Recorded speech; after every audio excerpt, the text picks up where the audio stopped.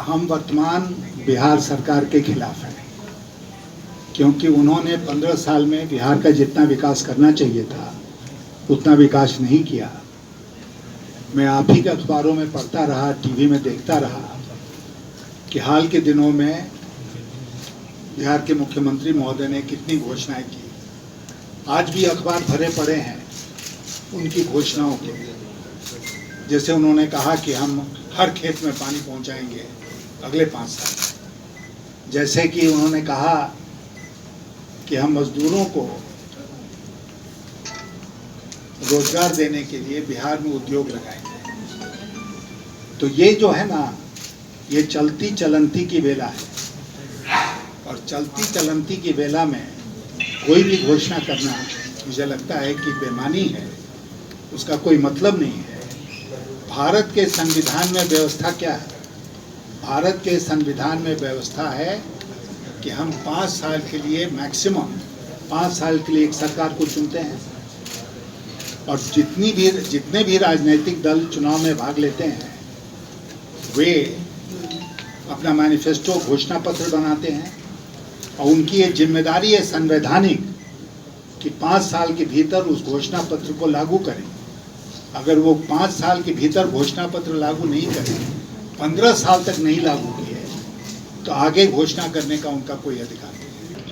तो मुझे लगता है कि जो धनवान पार्टियां हैं जिन्होंने बहुत पैसा इकट्ठा कर लिया, बहुत भीड़ है, देख रहे हैं, कर रहे हैं, उनको एक अनड्यू एडवांटेज मिलेगा, और जो गरीब लोग हैं वो चुनाव लड़ ही नहीं सकते क्योंकि वो कैंपेन नहीं कर पा रहे।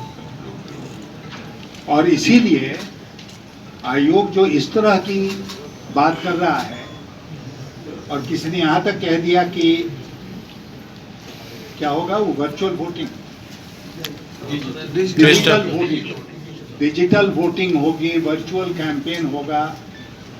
जब जीएसटी लागू हो रहा था तो कुछ पत्रकारों ने हमसे पूछा कि भाई सब कुछ ऑनलाइन हो गया। हमने कहा कि लाइन ही नहीं, ऑनलाइन क्या? गांव देहात में जो दुकान है वहाँ पर बिजली रहती ही नहीं है, और हम ऑनलाइन की व्यवस्था कर रहे हैं। तो कोई भी हम अगर योजना बनाते हैं तो उसके बारे में सोच समझ कर फैसला करना चाहिए। और मैं चुनाव आयोग से आपके माध्यम से ये अपील करना चाहूँगा कि वर्चुअल कैंपेनिंग नहीं चलेगा, परंपरागत ढंग से ही कैंपेनिंग हो सकती है। बहुत लोगों का मानना है कि अक्टूबर नवंबर में कोरोना अपने पीक पर होगा।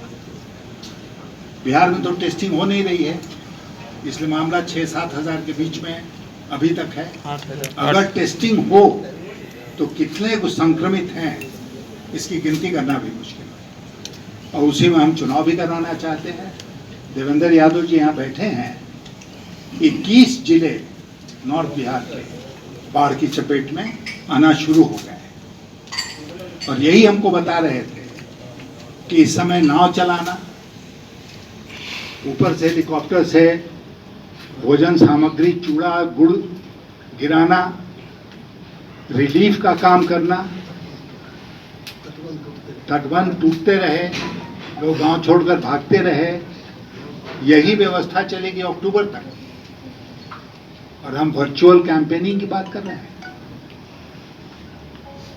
ये बिल्कुल अनरियलिस्टिक है, यथार्थ से परे है, और इसको अगर लागू किया जाता है तो हम सब इसका विरोध